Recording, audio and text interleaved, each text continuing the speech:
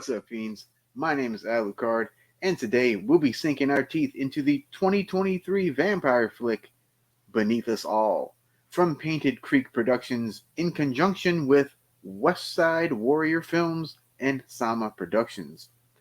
It comes to us from filmmaker Harley Wallen, who produced, directed, and even co-stars in this film.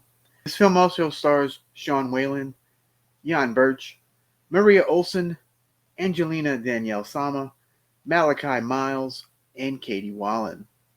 And I'd like to thank associate producer Joseph Williamson for sending me a copy to watch and review for you guys. I'm going to leave a link to a previous review I did of another one of his films, as well as the other Harley Wallen film I covered in the description box below. So go ahead and check those out. Now, on to Beneath Us All. So we begin in Scandinavia in the year 912 AD, where we witness a Viking vampire being buried on American soil. Oakland, Maine, to be more precise.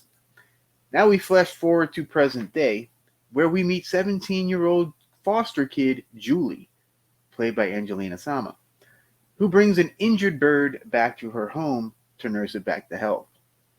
Now foster dad Todd Gibbs, played by Sean Whalen, is having none of this diseased, infested critter into his house.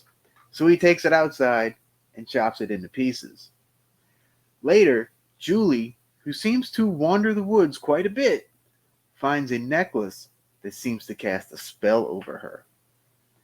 Meanwhile, social worker Rebecca, played by Katie Wallen, in quite possibly her best performance, is assigned to the Gibbs family. So she visits the family and tries to help Julie adjust to the future where she'll be out of foster care.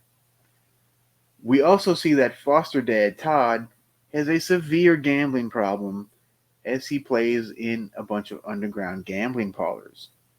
Julie, the wandering teenager, goes back into the woods and unearths the Viking casket and awakens the vampire called Frey, played by Jan Birch. She hides him on property in what seems to be sort of like a barn-like structure. It's never really made quite clear, but you know it's around. But the more he feeds, the stronger he gets. And I'm just going to leave the synopsis there as I don't want to give any more away. So what did I not like? Well, first off, I didn't care for the overmodulated voice that they used for Frey. I get what they're going for, but I'd also like to understand what the heck he's saying. There was a couple of times I still have no clue what he said, and I even rewound it a couple of times.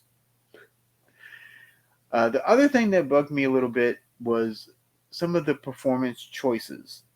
Now, for example, there's a scene where Julie and her younger brother Stephen are discussing their plans for Frey, and they're just chatting way too loudly. Like, you'd be whispering this stuff, not screaming it in a hallway so the parents can hear. I don't know, that stuff kind of bugged me.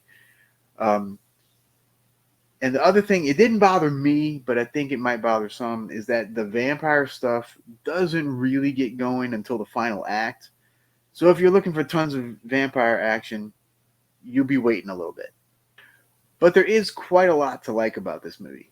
The production values are quite high, even though this is a low-budget feature.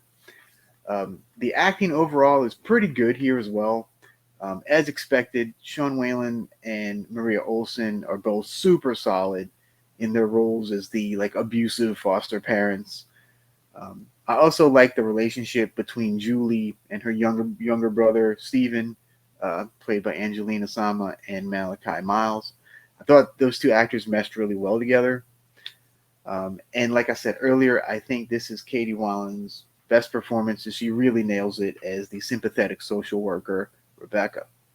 I do wish that they would have explored the Viking lore a little more. I really like the cinematography in those Viking sequences in the very beginning. Thought it looked really cool, and I'd like to see that a little more fleshed out. But overall, this is a really well done, slow burn vampire film. and it really comments on the broken foster care system. Definitely makes you think. It definitely made me think.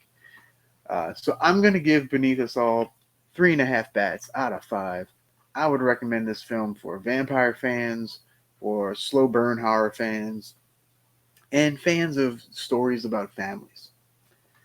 You know, it's really hard for me to pass up a decent vampire film. My name is Alucard, after all. You know, so I hope you enjoyed this review. If you did, claw that like button, bite into that subscribe button, and stay tuned for more. Till next time, adios, Bella Lugosi.